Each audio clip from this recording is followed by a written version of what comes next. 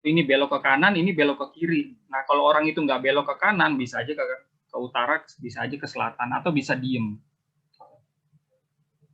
Ya. Banyak yang mencoba mematahkan teori evolusi, ya, tapi lupa untuk membuktikan manusia dari debu tanah itu bagaimana. Fakta ini bagaimana dibangun. Nah, ini belum ada yang bisa membuktikannya. Kisah Adam dan Hawa itu sudah berusia 3.400 tahun lebih. Tapi sampai sekarang belum ada buktinya, sementara evolusi ini sudah bertahan 160 tahun lebih. Tapi buktinya itu menggunung.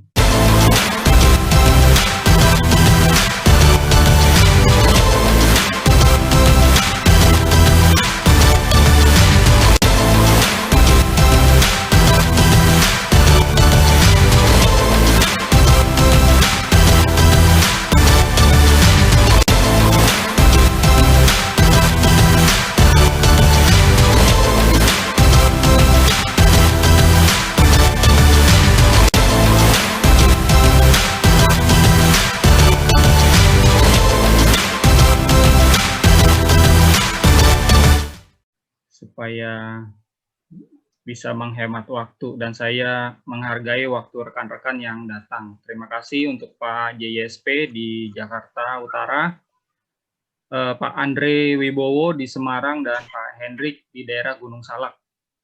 Kalau mungkin nanti ada rekan-rekan yang akan masuk, dipersilakan. Saya sudah share screen saya, ya. Bisa dibaca nggak?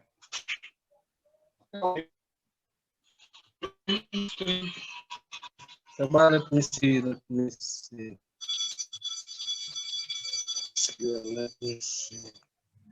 Oh, sinyalnya ini kok ini record ya? Ya, saya record memang. Saya tidak bisa tampilkan langsung live ke channel saya nggak tahu kenapa ya. Ada gangguan kali. Makanya saya record di ini aja. Di PC saya. Ya, biasa mas pemerintah takut. Padahal era ini era kebebasan biasa. Kemarin tuh. Habis kemarin kita kerja. Ya, ini era kebebasan berpendapat, tapi saya berusaha untuk terus ada di dalam koridor aturan atau undang-undang ya. Jadi semoga tetap ada di dalam koridor. Makanya ada aturan ya. Dan saya juga dalam berdiskusi ya, saya menghormati kitab suci agama lain dan termasuk penafsiran, termasuk juga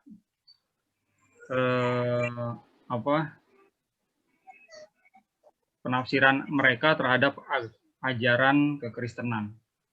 Gitu. Jadi yang namanya ayat-ayat kitab suci kan bisa ditafsirkan dengan beragam. Satu ayat kalau dikasih ke 10 orang rohaniawan Kristen bisa jadi 10 arti. Gitu.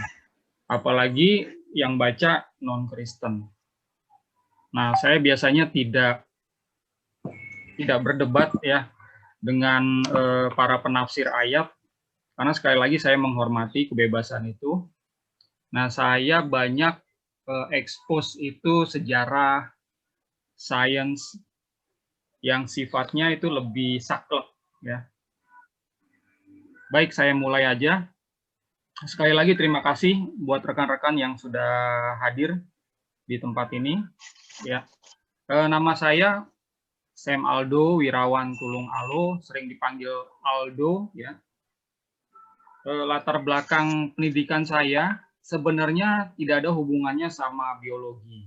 Ya, saya lulusan jurusan Electrical Engineering dan saya juga sempat menjadi kepala seminari di Gereja Nasrani Indonesia. Ya, saya baru tahun kemarin resign dari sana. Jadi dari gereja inilah, ya Gereja Nasrani Indonesia inilah, saya menerima pengajaran ini. Lalu saya mempelajari lebih jauh ya tentang sains, dan inilah yang saya mau sedikit paparkan, bagikan kepada rekan-rekan di sini. Gitu. Gereja Nasrani Indonesia sendiri ya memiliki beberapa cabang di Indonesia, tapi pusatnya di Australia. Nah, di Australia ini asal-usul tabisannya itu ke gereja Assyria, atau kalau rekan-rekan tahu pernah dengar gereja Nestorian atau Church of the East atau gereja Syria Timur, nah itu dia. Gitu. Baik, kita akan bahas bagaimana evolusi bisa sejalan dengan iman Kristen.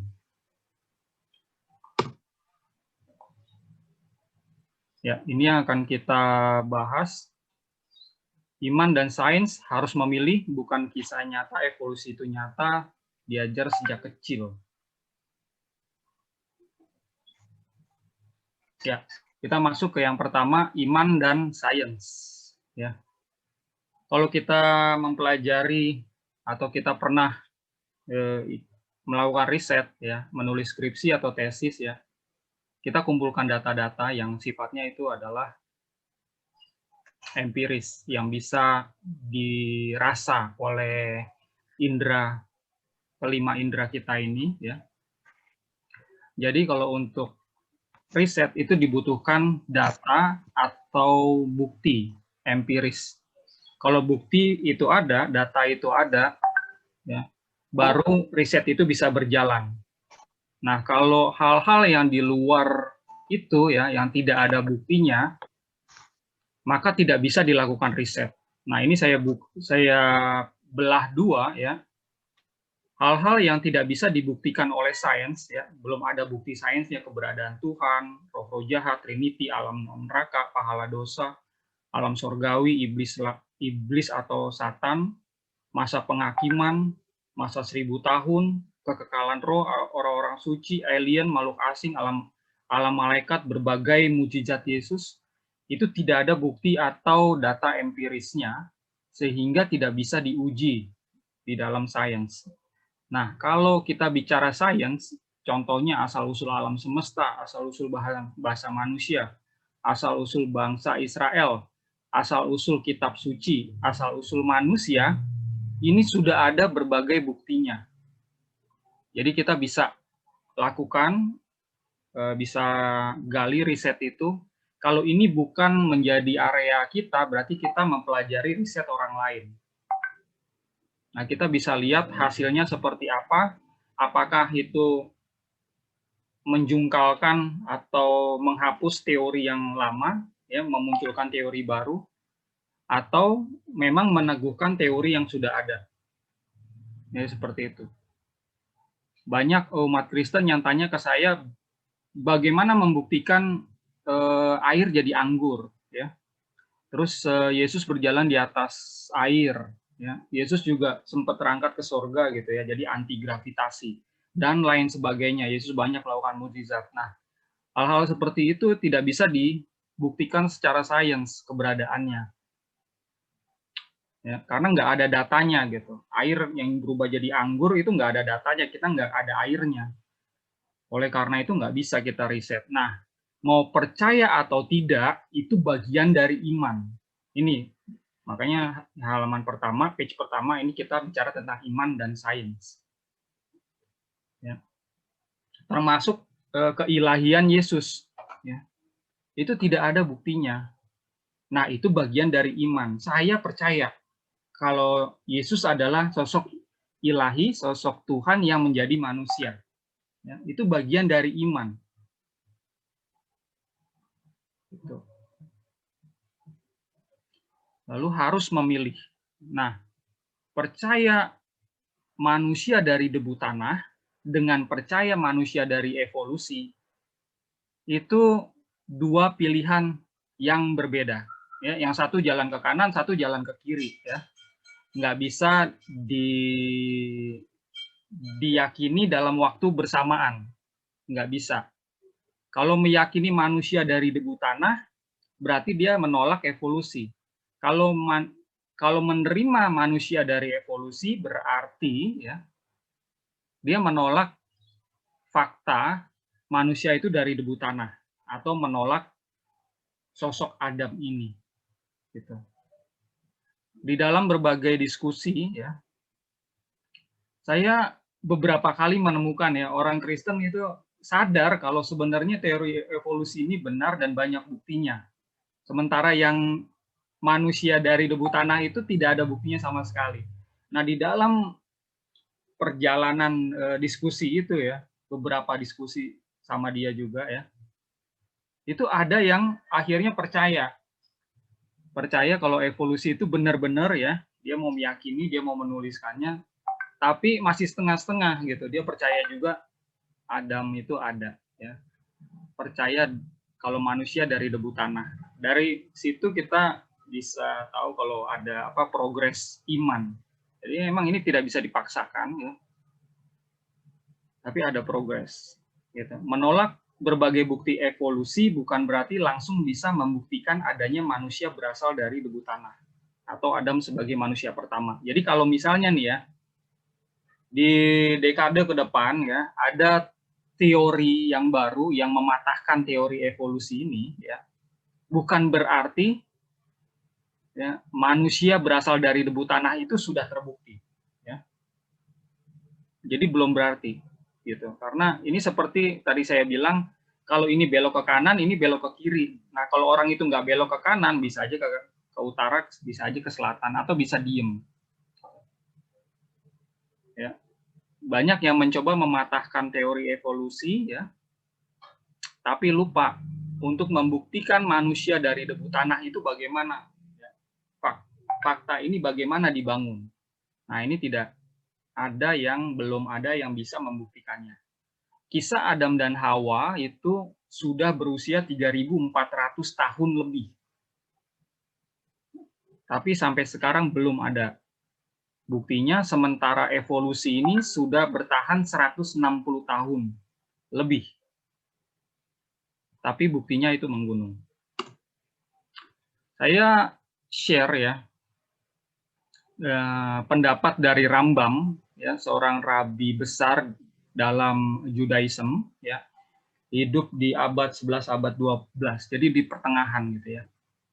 Dia bilang gini, if science and Torah were misaligned, it was either because science was not understood or the Torah was misinterpreted. Ya, jadi jika sains dan Torah itu bertentangan, maka ini disebabkan sainsnya itu tidak bisa dipahami atau penafsiran Torahnya yang salah. Ya. Jadi Alkitabnya nggak bisa disalahkan, ya, tapi penerjemahannya atau penafsirannya, interpretasinya terhadap Torah itu yang kemungkinan salah gitu. Nah, sekarang ini banyak yang meyakini kan kalau kisah Adam dan Hawa itu nyata gitu. Nah, itu adalah bagian dari penafsiran. Oh, ini ada anak saya. Sorry, iklan sebentar. Kenapa saya? Nanti ya, bagiin ya. Oke. Nah, ini jauh-jauh hari sebelum adanya evolusi, si Rambam ini udah bilang, kalau Torah ya, itu jangan dianggap bertentangan sama sains. Jadi penafsirannya yang harus diperbaiki. Ini Rambam yang bilang. Ya. Karena kita tahu kalau kisah Adam dan Hawa itu dimulai dari kitabnya Yahudi. Ya. Baru diteruskan ke kitab Kristen, baru diteruskan ke kitab Islam. Kemungkinan Bahai juga memakainya. Nah, ini adalah Nahum Sarna. Ya. Saya kutip penjelasan beliau di sini ya, karena memang kalau saya perhatikan beliau ini mewakili rabi Yahudi ya di abad modern. Ya, beliau ini adalah seorang profesor di Dora Golding, Professor of Biblical Studies at Brandeis University, ya, Kepala Departemen of Near Eastern and Judaic Studies dari 1969, tapi beliau ini sudah meninggal sekarang. Lalu beliau juga bertindak sebagai visiting professor di Columbia University. Yang menarik adalah beliau ini adalah penulis GPS Torah Komentari volume 1 dan volume 2. Nah, jadi istilahnya kalau dulu ada penulis Talmud, ya, Talmud itu adalah penjabaran, ya, perintah-perintah dari Musa. Perintah Musa itu kan ada 613. Nah, satu persatu itu kalau dijabarkan itu panjang lebar karena ada diskusi rabi-rabi dahulu. Nah, untuk istilahnya Talmud modern sekarang, nah yang menulis adalah si ini Profesor Nahum Sarna ini. Nah, beliau juga berasal dari Jewish Theological Seminary New York. Jadi bisa dibilang rabi, ya. Gitu. Nah, beliau ini saya baca di sini kan ya. Saya bacakan ya. Perihal Adam dan Hawa itu bukan sains. Seharusnya jelas bahwa menurut sifat segala sesuatu tidak satupun dari kisah-kisah ini ya merupakan hasil ingatan manusia atau dalam pengertian modern apapun atau catatan ilmiah kata atau asal dari sifat-sifat dunia fisik. Jadi emang ini tidak bicarakan hal yang fisik gitu. Manusia Alkitab ini terlepas dari kekayaan intelektual dan spiritualnya yang tidak diragukan, tidak mendasarkan pandangannya tentang alam semesta dan hukum-hukumnya pada penggunaan kritis data empiris. Apakah catatan kitab Kejadian Ibrani ini dimaksudkan sebagai sains atau tidak? Tentu saja ini dimaksudkan untuk menyampaikan pernyataan iman, gitu ya. Jadi sekali lagi kalau kisah Adam dan Hawa menurut profesor atau rabi ini ya tidak termasuk sains. Lalu beliau juga mencatat ya oleh karena itu adalah latihan yang naif ya atau uji coba yang naif dan sia-sia untuk mencoba mendamaikan catatan Alkitab ya tentang penciptaan dengan temuan-temuan sains modern. Setiap korespondensi yang dapat ditemukan atau dengan cerdik dibangun di antara keduanya pasti tidak lebih dari sekedar kebetulan. Ya. Jadi kalau dilihat dari kacamata sains modern, bagaimana terjadinya alam semesta, ya Big Bang 13,7 miliar tahun yang lalu, ya dari proses Big Bang itu lalu muncul benda-benda langit, matahari, termasuk bumi, ya muncul 4,6 miliar tahun yang lalu. Nah, dari bumi ini tadinya gas ya, gas yang panas ya, lalu memadat, akhirnya kulitnya itu lama-lama mendingin. Ya. Mendingin akhirnya jadilah planet biru ya, yang banyak airnya gitu. Nah, dari sinilah kemudian muncul proses evolusi. Nah, jadi kalau dilihat dari kacamata sains lalu dicocokkan sama data-data dari Alkitab menurut Nahum Sarna ya, koresponden yang dapat ditemukan ya, keduanya pasti tidak lebih dari suatu kebetulan. Gitu ya. Evolusi, kita masuk ke ini, intinya sekarang evolusi itu nyata. Berbagai bukti datang dari bidang-bidang keilmuan ini. Neuroscience, genetik, genomics, evolutionary development biology, ya, etologi, primatologi, psikologi, paleontologi, sama arkeologi. Perbedaan wajah antara kita dan orang tua dan anak itu termasuk ke dalam minor evolution. Ya. Minor evolusi. Jadi evolusi itu terbagi dua ya. Ada yang mayor, ada yang minor. Kalau minor itu masih di dalam lingkup satu spesies. Kayak kita sama ayah kita sama anak kita, itu masih satu spesies. Kita ini adalah spesies sapiens. Ya. Spesies sapiens. Nah, kalau kita lihat ayah kita, mukanya aja itu berbeda. Banyak orang yang bilang, wah, ini mirip ini sama papinya, sama maminya gitu. Tapi hanya mirip, nggak sama plek gitu ya. Nggak bisa dibilang sama plek. Gitu. Begitu juga dengan anak kita. Nah, adanya perbedaan itu, ya, ini perbedaannya kecil ya. Kromosomnya itu berbeda antara kita sama ayah sama anak. Nah, perbedaan kecil itu, kalau itu terjadi dalam ribuan tahun, jutaan tahun, ya, inilah yang akan menyebabkan perbedaan kecil itu menjadi lama-lama besar. Yang tadinya kita satu spesies, jadinya spesies yang berbeda nantinya. Gitu. Ya. Lalu, ini Mas Noto pasti tahu nih, Mas Noto. Ini saya angkat bukti dari buku Sapiens dari Yuval Harari. Ya. Ini seorang peneliti atau ilmuwan dari Israel sendiri nih. Ya. Dia bilang di dalam bukunya ini 1-4% DNA khas manusia di populasi-populasi modern Timur Tengah dan Eropa merupakan DNA Neanderthal. Sementara 6% manusia di Melanesia dan aborigin Australia merupakan DNA Denisova. Ya. Jadi ini menegaskan ya teori kawin silang spesies-spesies manusia purba itu benar, gitu. Ya. Jadi dulunya ya kita kan manusia, tapi manusia ras kita itu tidak sendirian, ada ras yang lain, manusia-manusia purba yang lain.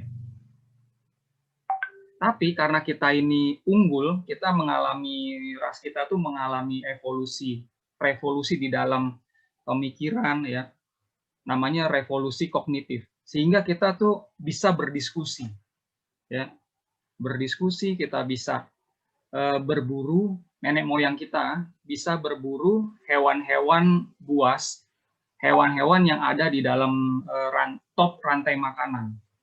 Nah, dengan adanya diskusi ya kita tuh nenek moyang kita ya akhirnya menjadikan ras kita tuh disegani ya. Lama kelamaan ras manusia-manusia purba yang lain ya itu kehilangan makanannya karena kalah dalam bersaing untuk memperebutkan makanan sama kita, sama nenek moyang kita ini yang ras sapiens ini. Mereka kalah gitu. Padahal sama-sama ada itu udah jutaan. Mereka lebih dulu ada jutaan tahun ya. Lalu ras sapiens itu baru ada 300 sampai 200 ribu tahun yang lalu di Afrika. Nah, dari 200 ribu tahun yang lalu kita berdampingan hidup sama manusia purba yang lain ya, berburu, sama-sama bersaing untuk berburu untuk mempertahankan hidup ya. Tapi karena kita ini mengalami revolusi kognitif ya 70.000 tahun yang lalu ya, itu lama-lama kita tuh menang ya, kita tuh jadi predator ya. Tadinya kita jadi makanan binatang-binatang yang lain ya, lama-kelamaan karena kita pinter ya, kita bisa berdiskusi, kita bisa menjebak ya binatang-binatang yang lain, dan akhirnya perburuan makanan itu dimenangkan oleh ras sapiens. Nenek moyang kita itu bisa menang. Gitu. Jadi ada gen, istilahnya tuh ada gen pembunuh, pemburu juga di dalam gen kita. Jangan heran kalau manusia itu suka gontok-gontokan. Karena dari awalnya memang ya manusia itu seperti itu, ya nenek moyang kita. Itu ya. Rekan-rekan kalau misalnya mau bertanya dipersilahkan untuk unmute ya, itu bisa di unmute masing-masing. Lalu bertanya ya. Lalu ada juga nih saya mendengar seminar ya dari Dr. Rio Hasan, seorang neurologis Indonesia ya. Dalam bidang biologi molekular dewasa ini, dengan melihat kromosom manusia saja, kita sudah bisa melihat sejarah kita. Kapan kita memiliki satu nenek moyang dengan monyet dan bahkan dengan bangkuang. Itu tahu dari kromosom. Jadi kalau mau tahu asal-usul manusia,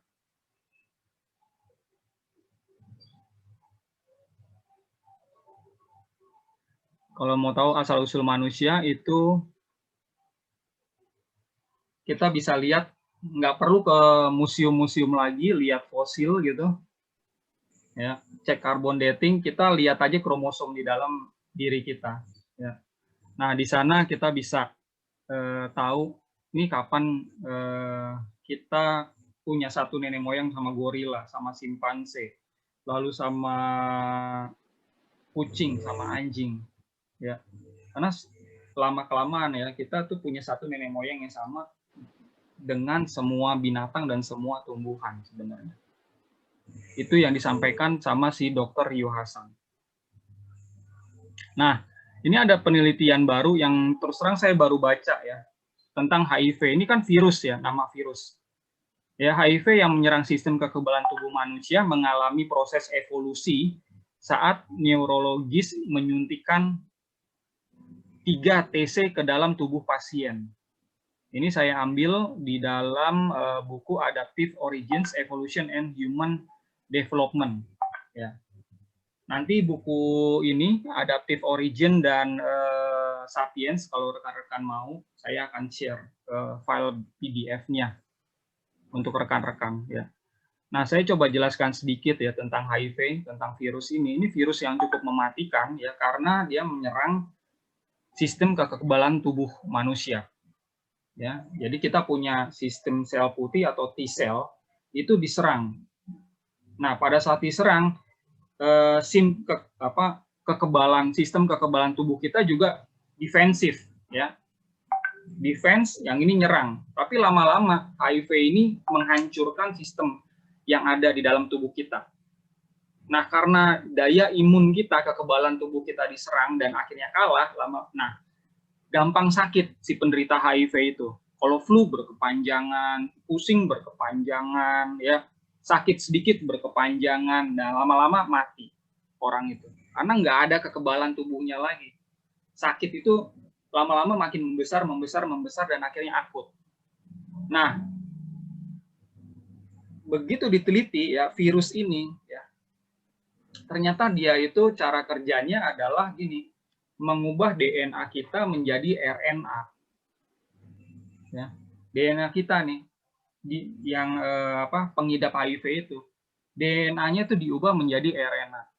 Gitu. Nah, makanya si obat ini yang 3TC ini ya, itu menghentikan proses pengubahan itu. Nah, di dalam buku ini kita bisa baca ya kalau si HIV ini ya, ini kan spesies sendiri. Nah, itu mengalami perubahan akhirnya. Perubahan yang bisa dibilang ini adalah evolusi. Gitu. Akibat ini, obat ini. Gitu. Makanya ini bisa dijadikan salah satu bukti evolusi di sains modern. Gitu ya. Lebih jauh kalau rekan-rekan baca buku ini ya, ini bagus ya Adaptive Origin ini ya. Karena dijelaskan bukti-bukti tempo dulu ya pada saat si Charles Darwin itu menyusun teorinya ya, menyusun risetnya. Nah, itu ada beberapa bidang ilmu yang memang menjadi fokus riset gitu. Nah, setelah dunia sains berkembang ya, akhirnya bidang-bidang yang lain itu memunculkan data-data baru yang meneguhkan adanya evolusi, termasuk ini di bidang biologi molekular.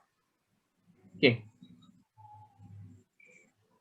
Nah, yang terakhir adalah diajar sejak kecil. Ini foto anak saya, namanya Rio. Ya. Kalau kita bertanya sama dia, yang benar mana? Manusia berasal dari debu tanah atau berasal dari evolusi?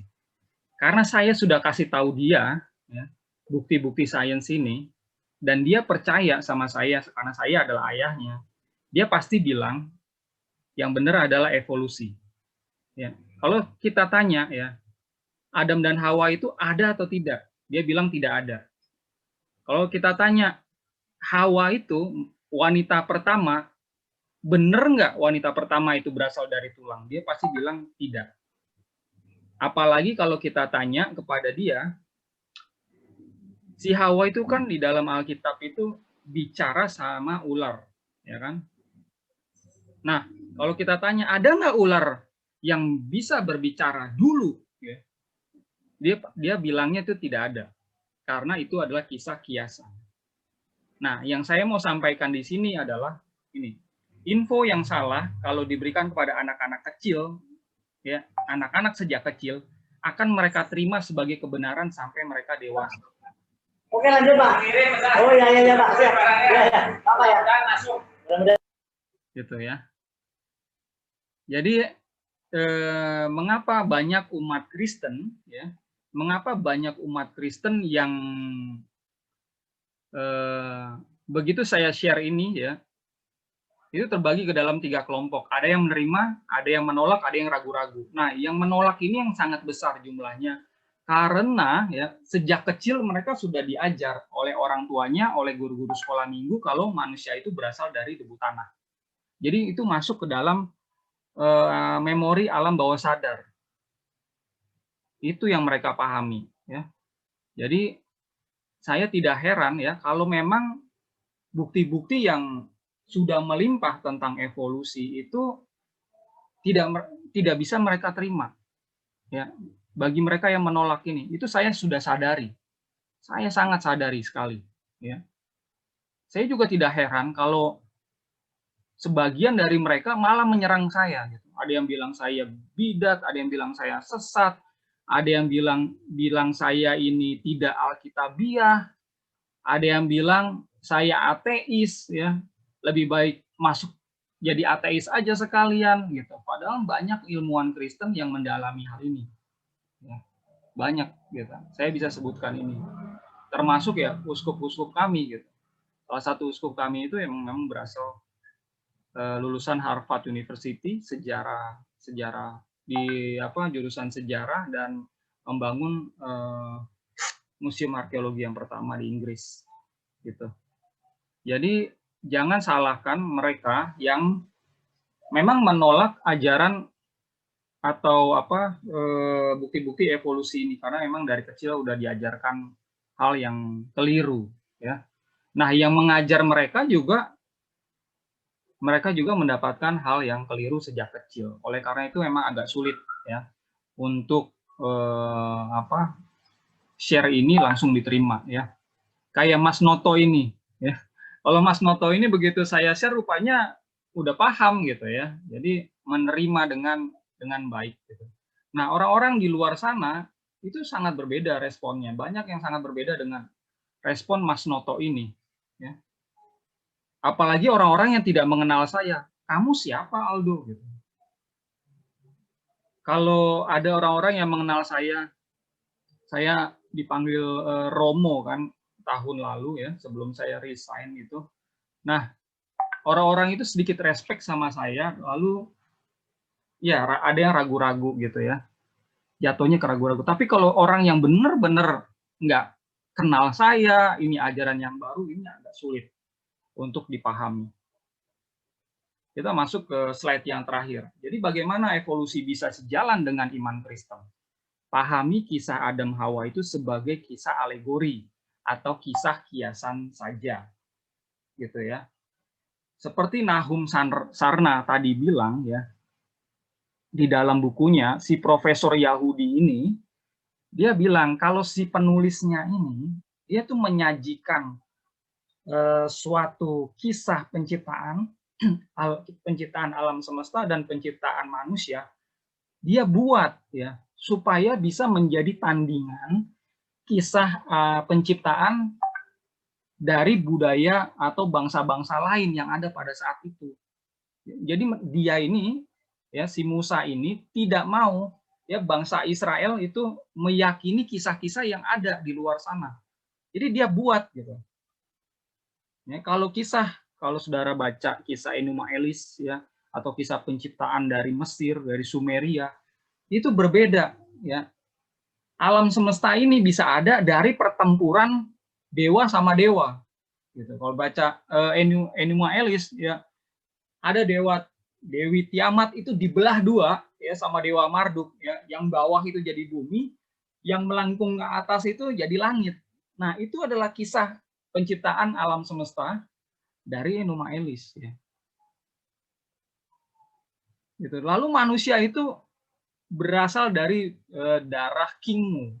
Nah, itu ada kisah penciptaan manusianya juga ya di dalam budaya bangsa-bangsa yang dulu. Nah, si penulisnya si kitab Kejadian ini ya, dia menuliskan ini ya, kisah Kejadian 1, 2, 3 gitu kan. Itu alegori sifatnya. Ada pesan-pesan yang ingin dia sampaikan kepada generasi Israel selanjutnya dari abad ke abad. Dia ingin pesan-pesan ini sampai dengan baik. Kalau pesan-pesan ini hanya ada diberikan jangan begini, jangan begitu, jangan begini, jangan begitu, poin-poin aja, itu akan gampang dilupakan. Tetapi kalau dikemas ya menjadi suatu cerita atau epik yang menarik, ya, ini akan dengan mudah diceritakan, diingat sama generasi berikutnya. Lalu generasi anaknya itu mengingat, menceritakannya lagi kepada cucunya. Cucunya menceritakan lagi kepada cicitnya. Cicitnya menceritakan lagi kepada anaknya, terus, dan seterusnya. Gitu. Jadi bagaimana, ya, sekali lagi, evolusi itu bisa sejalan dengan iman Kristen, pahami ini sebagai kisah alegori saja. Nggak bisa dipahami ini sebagai kisah nyata. Ya. Iman ya yang berlandaskan Alkitab ini jalan terus ya. Dan juga pengetahuan kita yang berdasarkan sains modern ini berjalan terus. Ya. Ini bisa diyakini keduanya yang menjadi satu kesatuan yang utuh. Jadi secara agama ya moralitas kita menjadi baik ya. Dan secara pengetahuan ya kita menjadi lebih berwawasan. Oke, saya pikir itu aja yang saya bisa share pada kesempatan kali ini. Rekan-rekan yang baru masuk, saya ucapkan selamat datang ya.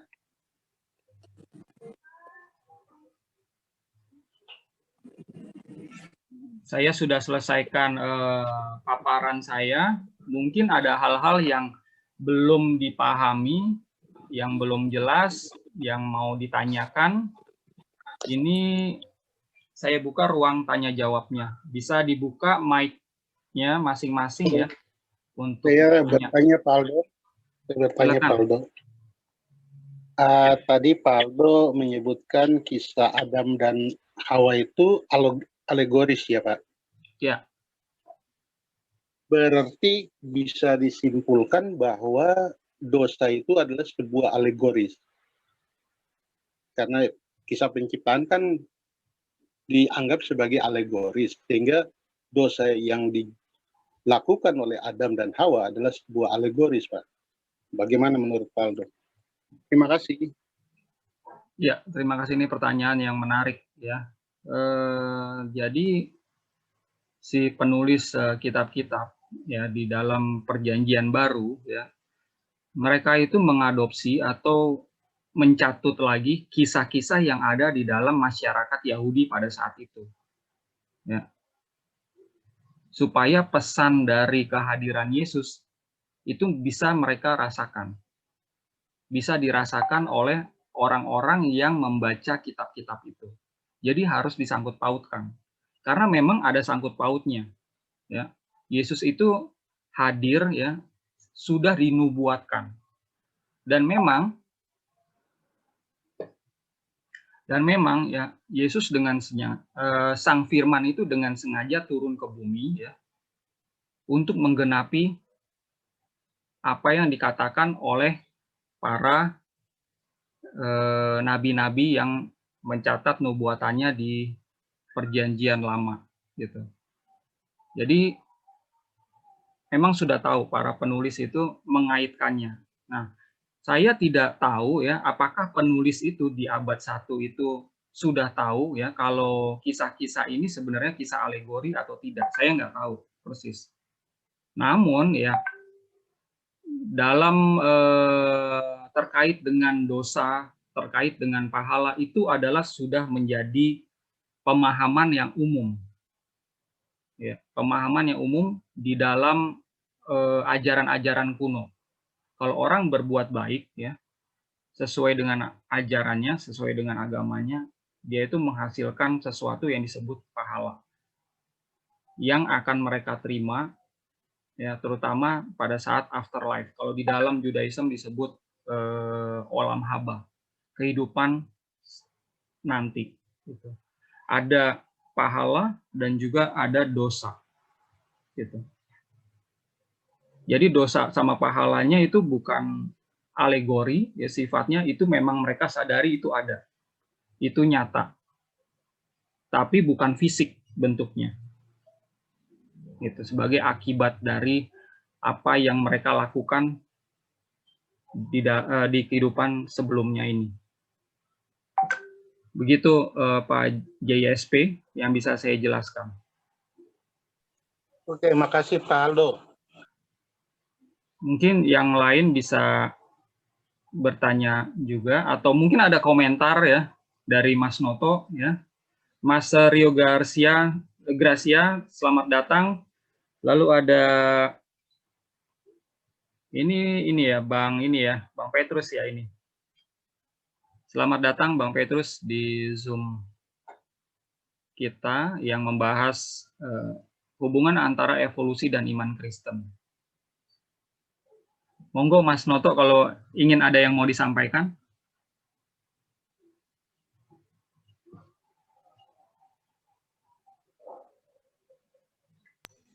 Ya. Ya, terima kasih Pak. Terima kasih Romo Aldo. Apa kabar? Baik, puji Tuhan. Gimana kabarnya keluarga? Luar biasa, baik. Karena kondisi kurang, ini kan posisi di kantor nih, jadi kurang kondusif suaranya, ada banyak suara berisik, jadi dilanjut aja. Oh, baik kalau gitu. Oke, saya nyimak aja. Siap. Baik. Berapa waktu yang lalu ya, Mas Noto ini sempat ngundang saya ya, jadi melakukan wawancara mengenai apa yang saya yakini terkait dengan sains. Jadi ada 3 video yang dihasilkan dari wawancara kami ini ya, yang berkaitan dengan asal-usul alam semesta, asal-usul manusia, dan juga iman dan juga sains gitu. Dan ini ada di dalam channel YouTube saya ya. Kalau rekan-rekan tahu channel atau yang ada yang belum tahu ya, nama channel saya adalah Nasrani Indonesia.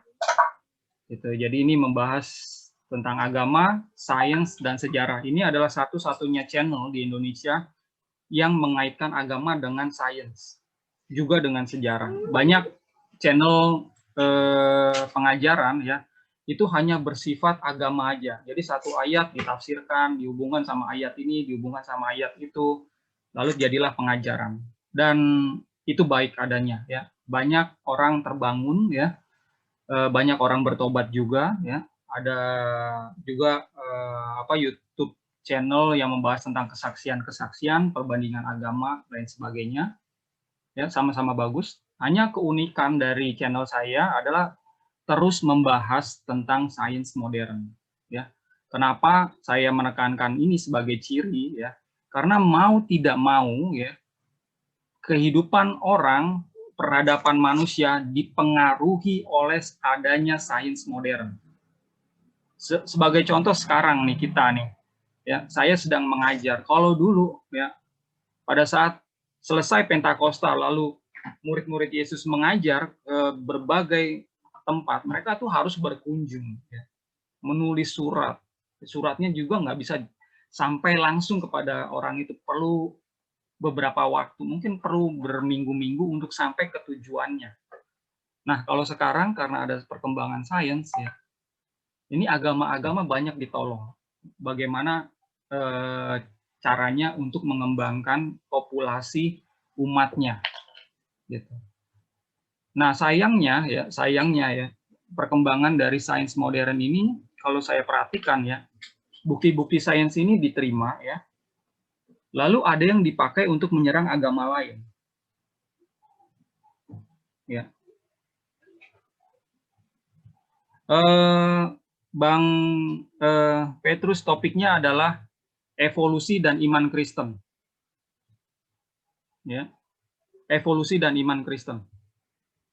Gitu. Jadi yang namanya sains ini sifatnya adalah netral, tidak berpihak kepada agama tertentu. Ya. Sains terwujud ya untuk peradaban manusia yang lebih baik. Ya, mau manusianya itu beragama atau ateis, sains itu berguna untuk mereka. Nah, kalau orang-orang itu beragama, agama apapun, Kristen atau non-Kristen, ya itu bisa dipakai sains ini. Kekristenan itu sudah ada ribuan aliran. Semua itu juga bisa menggunakan sains ini. Jadi sains ini bisa digunakan oleh siapapun karena sifatnya adalah netral, tidak berpihak kepada agama manapun. Nah, yang perlu disayangkan ya, jangan malah dijadikan gitu. Kalau saya lihat agama A menyerang agama yang lain dengan sains. Padahal ya, kalau dilihat sains modern sebenarnya bisa menyerang semua agama yang ada. Itu sebenarnya bisa. Kalau jujur bisa menyerang semua. Seperti kasus ini, evolusi ini kan menyerang beberapa agama yang menyatakan di dalam kitab sucinya kalau manusia itu dari debu tanah. Bertentangan sama sains modern yang membuktikan asal-usul manusia bukan dari debu, tapi dari spesies sebelumnya. Gitu.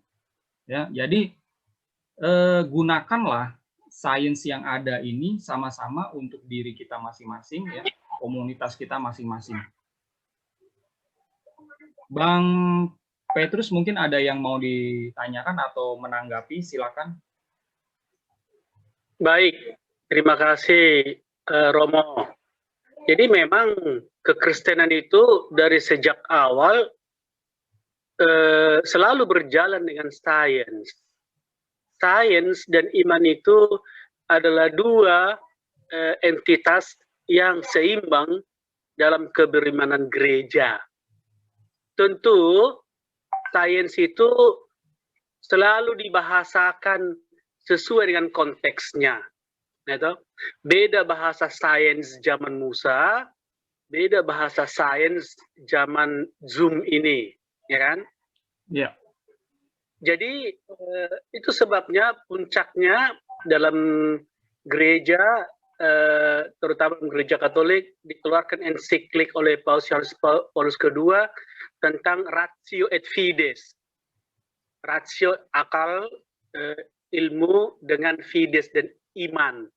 Kedua ini harus berjalan seiringan, saling melengkapi satu sama lain. Orang beriman saja tidak pakai rasio, dia akan jatuh kepada superstition atau tahyul, ya. Setuju. Tetapi orang yang berjalan dengan sains saja, dia akan jatuh ke dalam suatu paham ateis, ya. Ya. Itu sebabnya satu-satunya agama di dunia ini yang melengkapi keberagamannya dengan berbagai macam gudang ilmu pengetahuan dan laboratorium-laboratorium itu ya gereja. Gereja sejak semula sudah menjadi pionir, ujung tombak, pusat peradaban ilmu dengan biara-biara, dengan susunan perpustakaan-perpustakaan terbesar.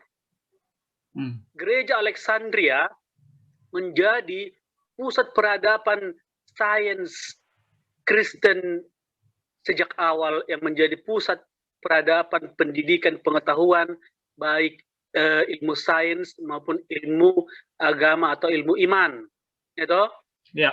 Dan sampai saat ini dari Galileo dan sebelumnya, Gereja Katolik telah memulai satu laboratorium observatorium yang menjadi bibit atau penghasil para saintis.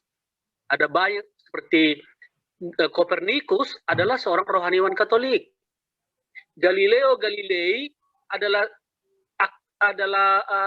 kalau boleh dikatakan dengan bahasa sekarang adalah karyawan dari Vatikan dalam melakukan banyak riset. Ya, kalaupun ada pro kontra dari hasil observatori ini di dalam gereja, ya itu adalah bagian dari sains. Ya. Seperti evolusi, gereja tidak pernah menolak evolusi karena evolusi adalah bagian dari penciptaan. Bahkan evolusi adalah fakta yang nyata ada di hadapan kita. Orang Batak zaman dahulu dengan Batak sekarang beda wajahnya kan? Itu pun bagian dari evolusi. Ya. Akan menjadi bertentangan ketika orang mendramatisir tesis antitesis antara gereja dan saintis ini sebagai suatu seolah-olah gereja yang kaku, kolot, yang hanya soal tahu beragama berdua saja menentang sains. Bukan. Itu adalah bagian dari tesis antitesis dari sains karena sains itu sendiri tidak ada titik akhirnya. Logika sains itu adalah sintesis, antitesis, sintesis. Sintesis akan muncul antitesis, akan menghasilkan sintesis. Seterusnya, sampai nanti apa? Kristen sudah menjawab bahwa saintis yang sejati atau ujung atau sumber dari sains itu adalah Sang Logos Allah. Jadi sebelum segala sesuatu itu ditemukan, itu sudah ada dalam diri Sang Logos. Tetapi manusia oleh bimbingan Roh Kudus di-encourage, disemangati, diarahkan untuk terus mencari,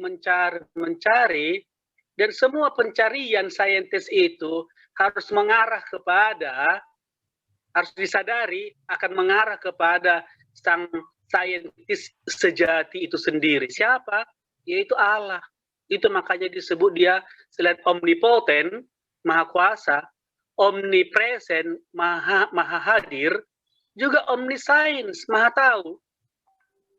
Jadi penemuan sains yang ada sekarang itu belum seberapa dengan apa yang akan kita temukan kelak. Dan cukup menarik, Gereja Katolik cukup membuka wacana penelitian dan research tentang Big Bang, tentang UFO, bahwa kita bukan satu-satunya makhluk yang ada di jagat raya ini. Itu tugas institusi observatori di Vatikan. Sebelum Amerika punya, sebelum Rusia punya, Vatikan sudah punya. Silakan kita bisa menderetkan ilmuwan-ilmuwan yang dihasilkan oleh gereja. Ada Mendel, ahli genetika, ada macam-macam. Ada semua para biarawan, ya. Kenapa? Karena memang para biarawan ini kerjanya hanya berdoa dan belajar. Perpustakaannya luas, gede. Nah, sekarang itu bukan hanya milik gereja lagi. Kita pun sekarang sudah bisa. Kita bisa punya perpustakaan online, gitu. Jadi saya pikir kekristenan adalah satu-satunya agama yang bisa dengan bijak memperlakukan sains dan iman dengan normal, dengan sehat.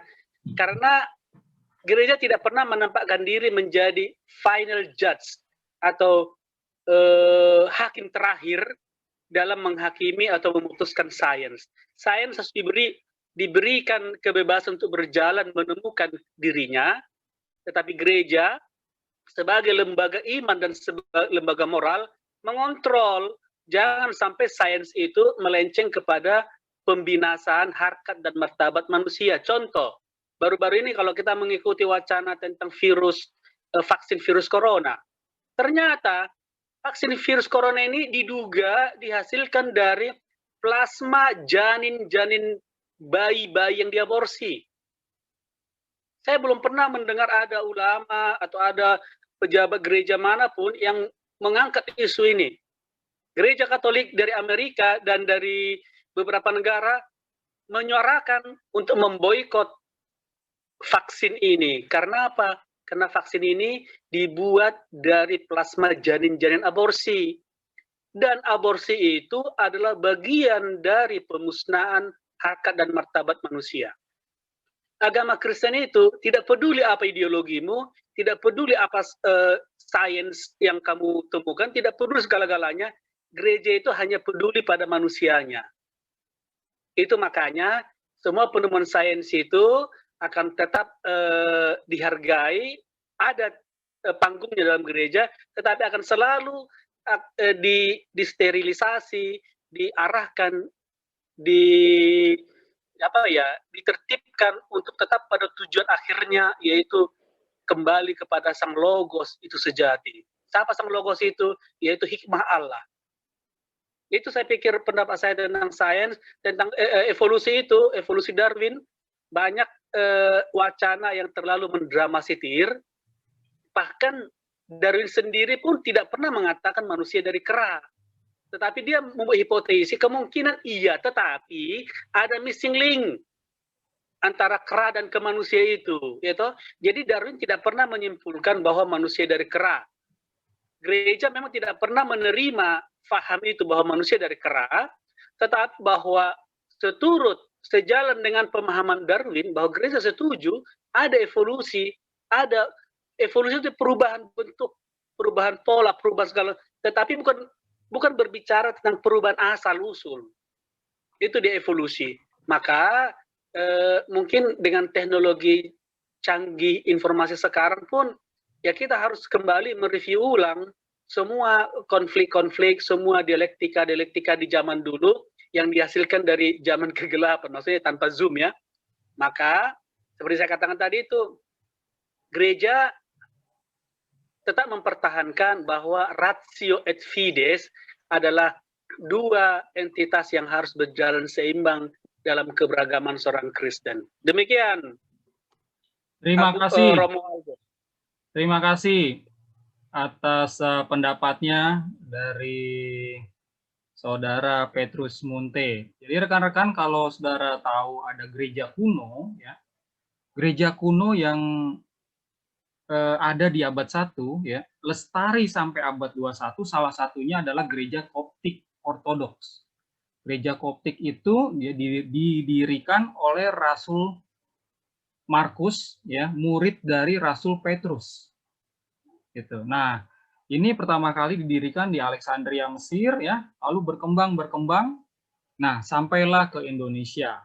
Salah satu teman saya ini, Saudara Petrus ini yang menjadi istilahnya jembatan atau yang berusaha mengadakan ya gereja Ortodoks Koptik ini di Indonesia. Ya, sekarang ini jemaatnya cukup berkembang ya, dan kami berdoa terus bisa berkembang dan menjadi salah satu gereja yang mewarnai Indonesia. Gitu. Terima kasih atas pendapatnya, Saudara Petrus. Saya jadi teringat ya, tadi menyebutkan Kopernikus, Galileo Galilei ya. Ini dua astronomer ya yang beragama Katolik sebenarnya ya. Nah, pada saat itu ya di tahun 1601 Galileo Galilei ini mencanangkan ya teorinya kalau sebenarnya bukan matahari yang mengelilingi bumi, tapi bumilah yang mengelilingi matahari. Nah, berbalik dari penafsiran gereja pada saat itu. Nah, itu kan ditolak sama gereja. Nah, gereja, benar kata Saudara Petrus, ini ada perlawanan, ya, sehingga muncul sintesisnya belakangan. Nah, adanya perlawanan seperti ini ya, bukan berarti kalau gereja ini menolak ya bukti-bukti sains modern. Nah, buktinya adalah walaupun gereja membutuhkan waktu 350 tahun, akhirnya mereka juga menyadari kalau memang riset dari Kopernikus dan Galileo Galilei ini itu benar. Gitu. Makanya si Yuval Harari ya yang menulis buku Sapiens ini itu menuliskan kalau manusia itu masuk ke dalam tiga revolusi. Maksudnya manusia sapiens ya. Yang pertama adalah revolusi kognitif 70.000 tahun yang lalu 12.000 tahun yang lalu adalah revolusi pertanian. Nah, 500 tahun yang lalu atau semenjak adanya penemuan riset dari Galileo Galilei ini ya, itu dimulainya masa revolusi sains. Dan semenjak saat itu penemuan demi penemuan itu berhasil dilakukan oleh manusia dan hasilnya adalah kembali kepada manusia itu sendiri. Saya sebutkan dua hal yang kita sama-sama rasakan dari peran gereja terhadap sains ini, terutama peran gereja Roma Katolik. Ya, yang pertama adalah siapa yang di sini pernah sekolah di gereja Katolik? Ya, gereja Katolik itu yayasannya tersebar di seluruh dunia, kampus sampai sekolah-sekolah dasar ya, itu ada yayasan pendidikannya. Di Indonesia itu menyebar, ya, termasuk anak-anak saya juga dan saya sendiri ya sempat ada di dalam sekolah pendidikan itu. Ya, jadi kita bersyukur ini kalau gereja ini menjadi ujung tombak juga dalam pendidikan sains. Lalu ya, kalau saudara-saudara cek kalender, ya kalender kita adalah kalender Gregorian. Ya, ya Gregorian itu adalah nama yang diberikan sesuai nama Paus, ya imam besar yang ada di Roma Katolik ini, yang mengesahkan kalender ini sebagai kalender revisi dari kalender sebelumnya, yaitu kalender Julian. Gitu. Jadi produk sains dari gereja ini ya, para astronomnya itu mengkalkulasi ulang, oh ternyata ada sedikit keliruan di kalender Julian, dan merevisinya sebagai kalender Gregorian. Nah, kalender inilah yang kita pakai sekarang ya oleh semua kalangan gereja, oleh Kristen, non-Kristen, Kristen dan ateis dan teis semua menggunakannya. Ini berkat gereja yang membuka diri terhadap sains, gitu. Jadi memang tidak bisa dipungkiri, ya, kalau sains ini akan mempengaruhi kehidupan semua manusia, termasuk kehidupan beribadatnya, gitu ya. Ada lagi yang mau bertanya atau menyampaikan pendapatnya, dipersilahkan. Selamat datang untuk saudara Jakub Adu yang baru masuk. Ya, kita sedang membahas evolusi dan iman Kristen. Ya, atau evolusi dan iman. Sains dan agama. Ya, kalau saudara-saudara, kalau ada rekan yang ingin menyampaikan pendapatnya, dipersilakan, ini adalah waktunya.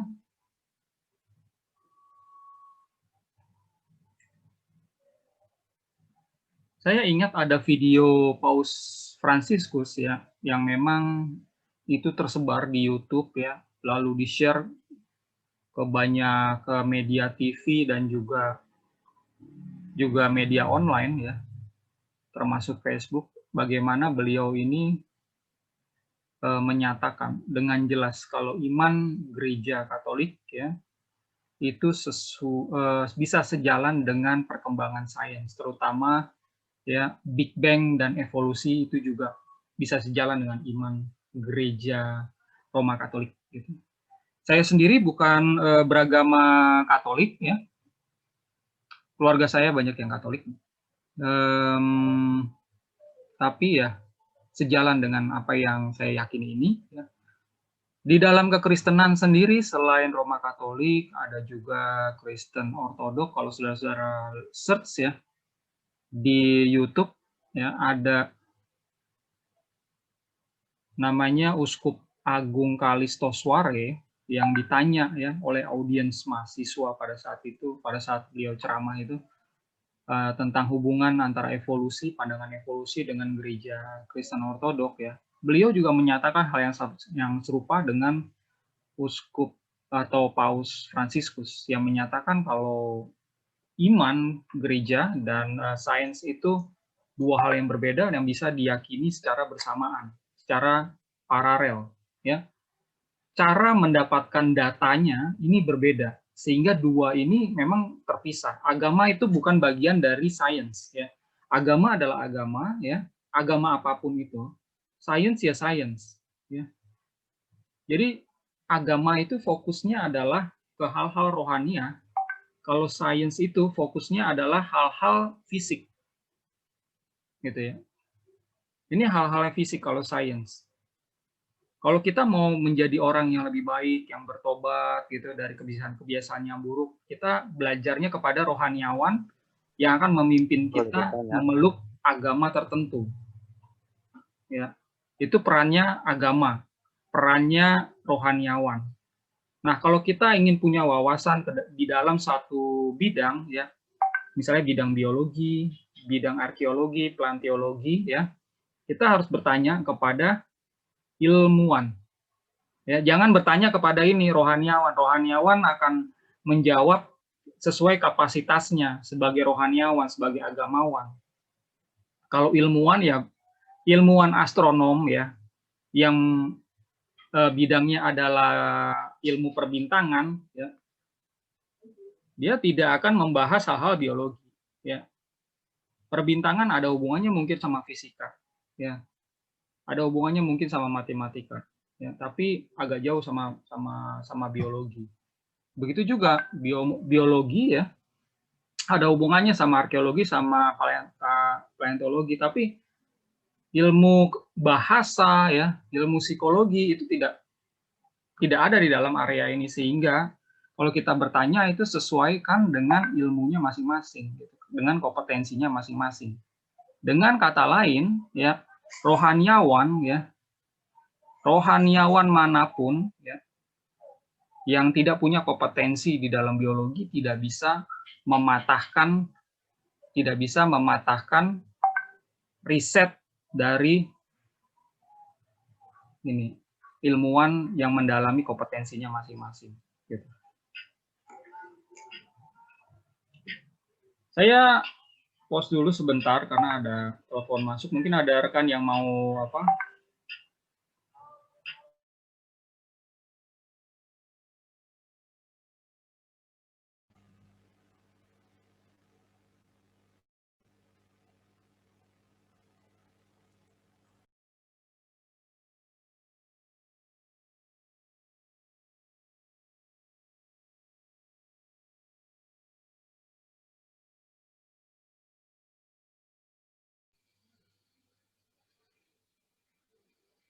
Monggo Mas Noto, kalau ada yang ingin disampaikan.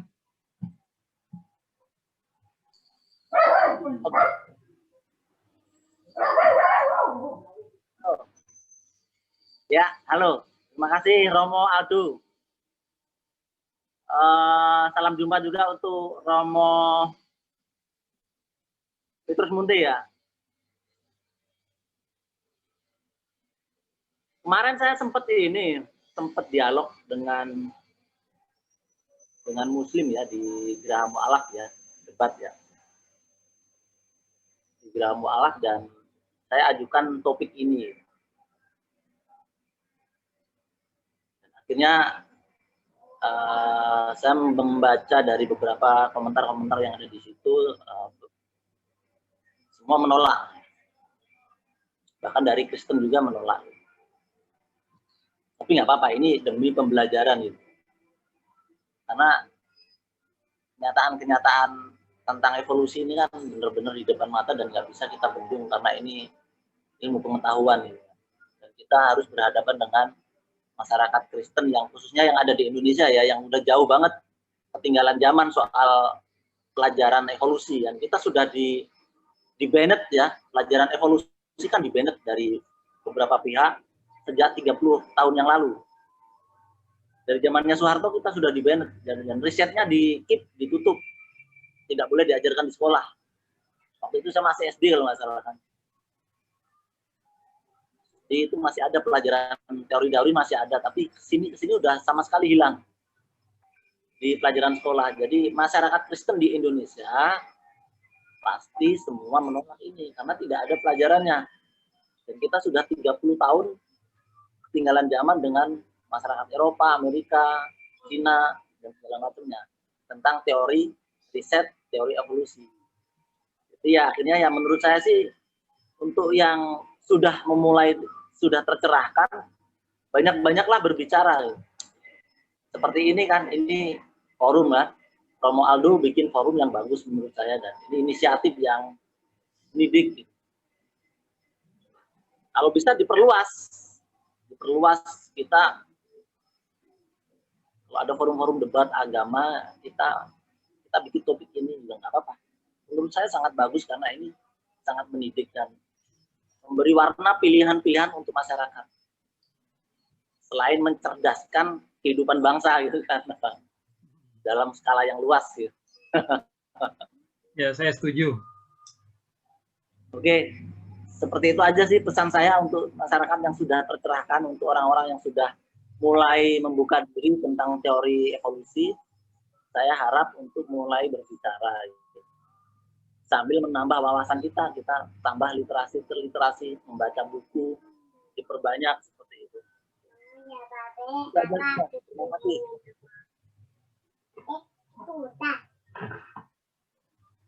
Baik, terima kasih atas masukannya, atas pesan-pesannya dari Mas Noto ya. Ya, semoga apa yang disampaikan itu terwujud ya Mas ya. Jadi bukan Mas saja, saya juga baru aja kemarin ya, saya diundang diskusi ya pagi-pagi buta ya. Lalu saya masuk diskusi karena itu ada teman saya di situ ya.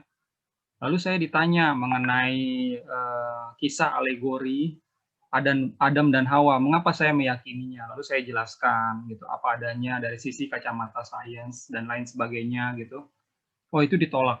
Pertentangannya sangat tajam ya, sangat keras, dan mereka itu menganggap saya ini ateis, saya ini tidak Kristen, saya tidak menghormati Tuhan, saya tidak menghormati Bible gitu. Ya, itu adalah pendapat yang saya terima gitu. Ada satu orang teman saya yang bilang kalau oh ini kan hanya berdasarkan teori aja. Teori itu adalah dugaan-dugaan ya yang dirangkai, yang belum diuji katanya ya, yang diteguhkan ya oleh seorang Kristen lain yang memang sudah sarjana. Dia bilang memang seperti itu ya. Kalau teori memang itu hanya teori aja, hanya dugaan saja, itu teori Darwin ya. Dan itu tidak benar, itu baru berupa teori. Nah, karena di situ mereka banyak berbicara, banyak yang menolak, jadi memang agak sulit saya menyampaikan apa yang benar, posisi yang benar itu seperti apa gitu. Saya juga berusaha mengundang mereka pagi hari ini, tapi mereka tuh bukan tipikal orang yang suka berdiskusi pagi-pagi, sukanya malam atau pagi hari, pagi sekali gitu ya. Jadi satu hal yang saya coba luruskan ya dari mereka, dari pandangan mereka, yang namanya teori di dalam dunia sains ya. Kalau kita baca di KBBI ya, itu artinya tuh secara garis besar seperti ini. Ini teori adalah ini dugaan-dugaan atau hipotesa-hipotesa yang sudah diuji melalui satu metodologi yang baku ya, dan menghasilkan sesuatu bukti riset gitu.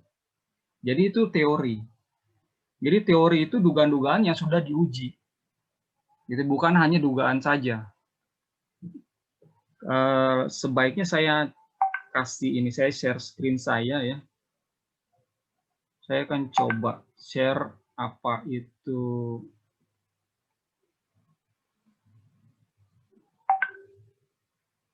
Di sini KBBI ya. Saya sudah buat akun di KBBI atau Kamus Besar Bahasa Indonesia. Saya coba ketik teori. Ya, apa sih definisi teori ini? Nah, teori adalah ada 4 ya, penjelasannya. 1, pendapat yang didasarkan pada penelitian dan penemuan didukung oleh data dan argumentasi. Ya, ini didukung oleh data. Jadi bukan hanya sifatnya itu dugaan. Gitu. Jadi saya harap ya teman-teman itu kalau memiliki definisi sesuaikan dengan definisi yang pas. Ya, di Indonesia ada Kamus Besar Bahasa Indonesia, ini bisa jadi acuan. Lalu penjelasan yang kedua ya, teori itu adalah penyelidikan eksperimental yang mampu menghasilkan fakta berdasarkan ilmu pasti, logika, metodologi, argumentasi. Ya. Ini ada teori tentang kejadian bumi, tentang pembentukan negara, dan lain-lain. Lalu teori juga adalah asas dan hukum umum yang menjadi dasar suatu kesenian atau ilmu pengetahuan. Lalu teori juga pendapat, cara, aturan untuk melakukan sesuatu. Ya, jadi kita mesti sadari kalau teori Darwin ya itu bukan dugaan Darwin. Ya, itu adalah hipotesa-hipotesa atau dugaan-dugaan yang dirancang sedari awal ya. Lalu diuji berdasarkan apa? Suatu metodologi yang sudah baku. Nah, dia menguji salah satu risetnya dia adalah dia datang ke Kepulauan Galapagos. Ya. Di Kepulauan Galapagos ini dia ini melihat ya kalau ada berbagai macam ya spesies burung finch atau burung kutilang. Kalau dia hitung itu ada 13 spesies. Lalu begitu dia teliti, ternyata asal usulnya itu cuma satu burung kutilang. Ya. Jadi ada kawanan burung kutilang datang ya ke kepulauan itu, lalu dia beranak pinak di situ. Nah, seiring waktu berjalan ada perpisahan, gitu ya. Ada pemisahan, lalu cara makannya berbeda, makanannya berbeda. Nah, inilah yang menyebabkan adanya subspesies lagi. Ya, jadi ada spesies yang berbeda. Ya, paruhnya itu berbeda, lalu lama-lama ada cakarnya berbeda, ada lama-lama bulunya berbeda, ya ada bentuk anatominya berbeda, sehingga ya tidak bisa disamakan dengan spesies yang lain. Ada spesies yang baru. Nah, ini ya, riset dari Galileo ya tentang burung finch. Jadi memang itu terjadi, yang namanya evolusi terjadi di semua ras, semua spesies, semua makhluk hidup, mau itu manusia maupun hewan maupun tumbuhan. Begitu rekan-rekan. Ya, saya stop sharing. Baik, itu saja yang bisa saya sampaikan. Kalau rekan-rekan ada yang mau berbicara, saya berikan kesempatan yang terakhir. Mungkin ada yang mau bertanya atau menyampaikan sesuatu. Ini adalah kesempatan terakhir bagi rekan-rekan. Mungkin boleh. Oh iya, tanya Pak Aldo. Dari siapa? Dari Mas Rio ya? Yes. Halo Pak Aldo. Iya Mas Rio, silakan. Terima kasih, ini kesempatan untuk membuka fakta-fakta juga. Jadi memang harus diperluas untuk supaya orang semakin terbuka dengan fakta yang sebenarnya.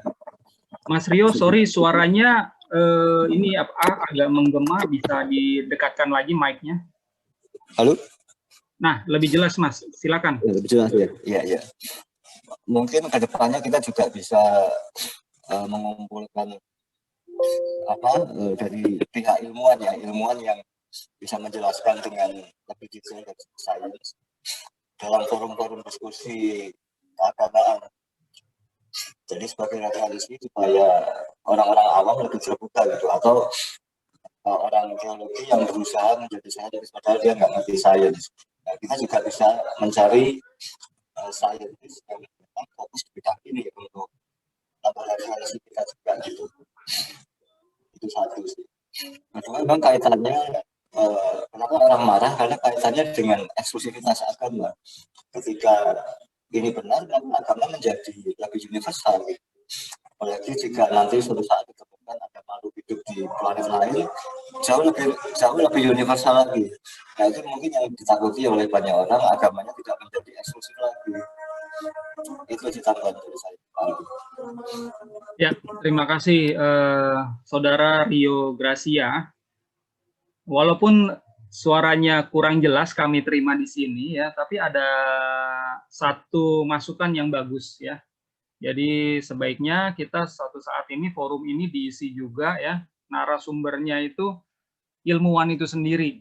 Nah, ini bagus, masukan yang bagus. Suatu saat semoga saya bisa mengundang Dr.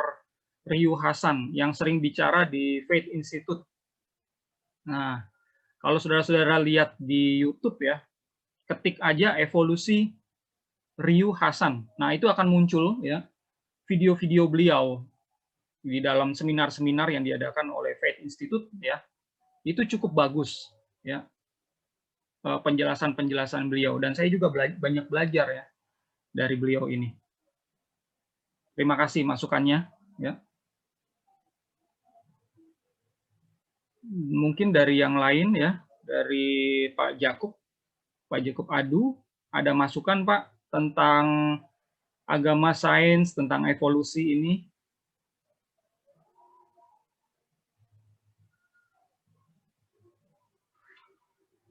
Baik. Kalau Oh ya, silakan Pak Jakub. menurut saya, ini gini, kami kan kaum awam, kami harus banyak belajar karena di dunia yang sekarang dengan adanya internet ini kan membuat kita semakin banyak hal yang kita dapat, dan beberapa hal yang membuat di dunia maya itu juga banyak hal baik dan banyak hal jahat. Hanya yang bisa membuat kita tercerahkan, bisa juga membuat kita semakin terjerumus. Dan hal-hal seperti ini yang kami butuhkan sebagai kaum awam untuk semakin tercerahkan bahwa Bible itu benar-benar sudah terbukti, bahwa apa yang ditulis Bible itu banyak yang terbukti. Jadi misalnya ada penemuan ini, penemuan itu membuat kami semakin kuat. Karena kalau kami pun, maksudnya kami tidak tercerahkan dengan hal seperti ini, biasanya kami akan terpengaruh dengan dunia luar dan kami semakin jauh terjerumus. Makanya tadi waktu saya lihat link ini, saya masuk dan saya merasa tercerahkan. Walaupun tadi saya masih ada sedikit kegiatan di gereja sehingga saya terlambat mengikuti, tapi saya merasa ini salah satu yang baik untuk kami sebagai kaum awam. Sehingga dalam kehidupan berjemaat pun kami bisa menambah sedikit wawasan bagi kami untuk mencerahkan jemaat yang lain. Hanya itu saja sih. Baik, terima kasih Pak Jakub Adu atas komentarnya. Ya, baik. Kalau gitu saya tutup dengan kesimpulan aja beberapa poin yang bisa saya tarik dari diskusi kita ya tentang sains dan tentang bagaimana evolusi ini bisa berjalan sesuai dengan iman Kristen. Ya, yang pertama adalah kalau sains itu sifatnya adalah netral ya, tidak mendukung agama tertentu. Lalu yang kedua, sains itu bisa berguna bagi peradaban manusia. Semua manusia termasuk manusia yang beragama Kristen ya. Ketiga, bukti-bukti dari sains itu ya bisa diterima maupun ditolak ya. Jadi bukan merupakan suatu paksaan ya. Dengan adanya bukti evolusi ini bukan berarti ya semua umat Kristen itu harus meyakini gitu. Jadi diperbolehkan. Ya, ini adalah masa-masa kebebasan berpendapat gitu ya, termasuk berkeyakinan. Jadi silakan kalau ingin ada yang menolaknya gitu. Kesimpulan yang terakhir adalah sekali lagi kalau Adam dan Hawa adalah suatu kisah yang menarik, kisah yang muatan moralitas, ajaran moralitasnya itu baik ya. Yang bagus untuk diceritakan dari generasi ke generasi. Ya. Namun perlu dipahami kalau kisah ini bukanlah kisah yang nyata, ya, benar-benar nyata. Ya. sehingga kita bisa mendudukannya ya, tidak bertabrakan dengan bukti-bukti evolusi yang ada. Baik, itu aja dari saya sebagai kesimpulan dan sebagai penutup. Rekan-rekan yang sudah hadir di dalam meeting kita, meeting Zoom kali ini, saya ucapkan terima kasih atas atensinya, terima kasih atas komentarnya. Saya mohon maaf kalau ada perkataan saya yang kurang berkenan, ya. Mohon dibukakan pintu maaf selebar-lebarnya saya pribadi, ya. Dan atas nama komunitas Nasrani Indonesia, berterima kasih dan undur diri. Shalom alaikum. Faldo. Ya. Bukunya bagaimana? Kita dapat buku PDF. Oke. Saya coba tadi posting di chat sini ya. Ternyata bukunya itu tidak bisa saya posting ya di file di sini. Karena ada di dalam ini saya. Rekan-rekan yang tertarik PDF, ada 2 buku PDF ini, saya akan share melalui WA saya. Jadi saya akan ketik nomor WA saya dan saya ucapkan ya. 0878 70 70 37. Ini WA saya udah ketik di chat room ya. 0878 70 70 37. Ada 2 buku yang akan saya share. Yang pertama adalah Sapiens, karya ilmuwan Israel, Yuval Harari, sudah di dalam terjemahan bahasa Indonesia.